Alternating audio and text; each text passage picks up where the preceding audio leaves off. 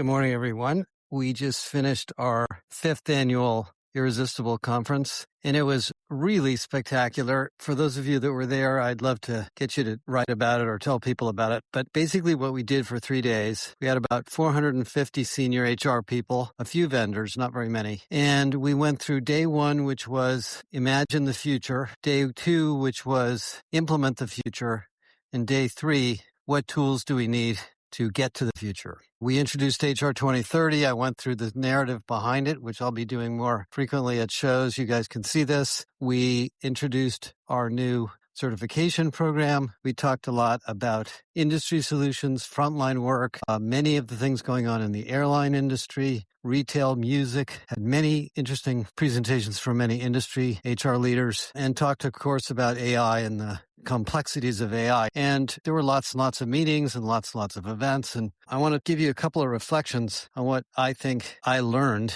this week. A couple of things. First of all, I think, generally speaking, from the companies that were there, the AI issues and technologies are rapidly reaching the levels of awareness and expertise in HR. People are very familiar with what this is about. This isn't black magic anymore. And reality is setting in. So, the funny thing about this technology is it sounds magic if you listen to a podcast, but if you actually use it, it's not. Building code quickly doesn't mean you've built an application or a solution. You've just written code. In fact, I have this sort of vision in my head that Claude Code is going to create a mess because there'll be all this code out there and nobody knows what it does or knows how to use it, because it's the structure or infrastructure or harness around it that adds value. So I think people are getting that. One of the discussions that I had to do with the role of data. And, historically, what we've always done in HR is we've thought about our big technologies as systems of record, and we need to clean it up and we need to organize it and we need to create data analytics tools around it.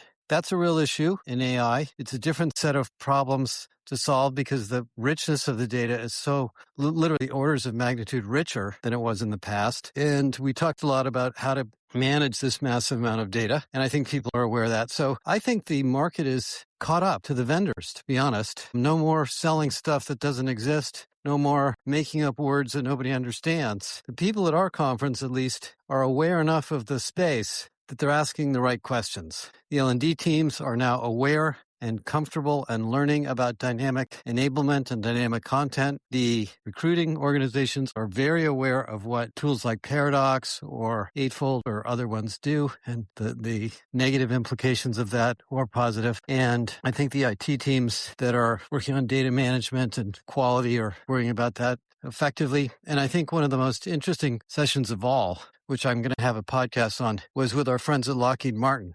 And I won't give you too much of the story, but Lockheed Martin is a very large company with hundreds of projects that are very technically important and difficult and complex. And they have taken a real enterprise, I guess I would say traditional IT approach to AI.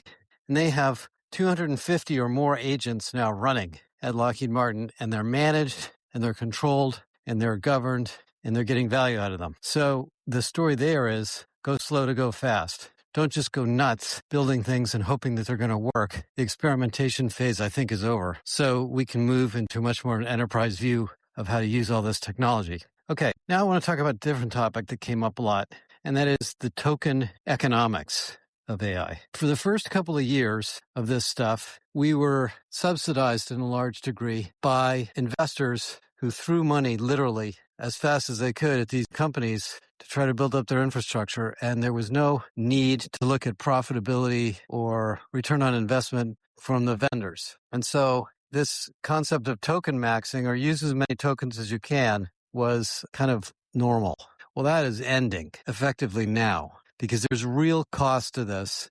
When OpenAI and Anthropic go public, within an hour, people are going to look at the financials and talk about profitability and cost and revenue and so forth. So we're going to have to pay for this stuff. And at the end of the conference, one of the meetings I was in with a large company, we were talking about the cost of their HCM platform, and I won't mention the vendor name. They're a CPG company, so they're a good-sized company, but they're not growing at the rate of a software company. So they have, real budgets for HR tech, and they can't just spend money on anything they want. And they had their sales team from this vendor in, and the sales team was talking about the usage-based pricing model that's coming to their tools. And by the way, we've been having this conversation with HubSpot too. So they asked the sales team, well, show us some of the transactions that'll be new and how much they'll cost. And they showed them some things like booking travel or scheduling a meeting or creating a performance appraisal or booking time off in your scheduling system in the HCM platform. And it was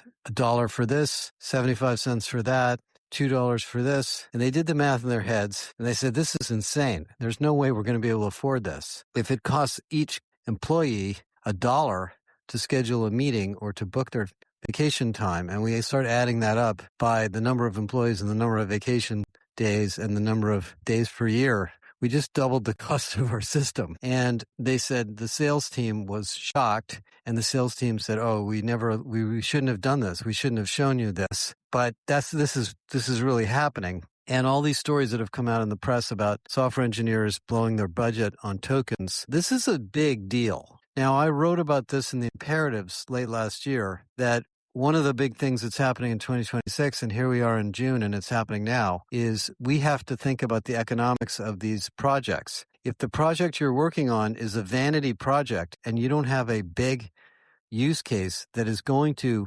improve performance, productivity, or growth, then maybe you shouldn't do it because it's going to be too expensive. What I talked about in my keynote, and I'll be doing this keynote more often, so those of you that weren't there will be able to hear it, is in our particular area of business in HR, cutting the cost of HR is a tiny return on investment. It's not that high. Nobody cares. I mean, they care to a degree if we can make HR more efficient, but that's really not the purpose of the company.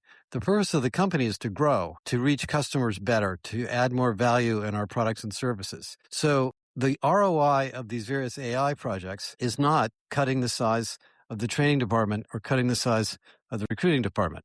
It's something much bigger than that. It's more likely improving time to market, increasing revenue, improving productivity of engineering, improving productivity of production or service delivery or healthcare, or improving retention. Things that have huge business economic benefits, not internal economic benefits. So a lot of what I think we need to do in this world of AI is reframe what we're here to do and why we exist. And what I talked about in the keynote is my new phrase for HR is why we're here is dynamic enablement for growth. Dynamically enabling the human capital part of the company to facilitate business growth and personal growth for the individuals. And that's it. And if you sort of think about things that way, and you're a retailer like McDonald's or Chipotle, we had Chipotle on the stage talking about how many more burritos they can sell because they can recruit faster with AI. That's the way you have to think about these projects because they're not going to be free. Now, as I was sort of mulling over this conversation that happened near the end, I was thinking that maybe an analogy of this that everybody could relate to is imagine you got on a plane, which we all do, and they said it's $100 to get on the plane to go from San Francisco to Miami, and you picked a seat, and somehow they told you what seat to get, even though every seat now seems to have a different price, and which is a weird phenomenon. And you got off the plane, and they said, okay, everybody, before you get off, take out your credit card, and we will charge you on the way out of the plane the cost of the flight. And then you're going to say to yourself, well, what's the cost? And they're going to say, we can't tell you that until you get off because we don't know.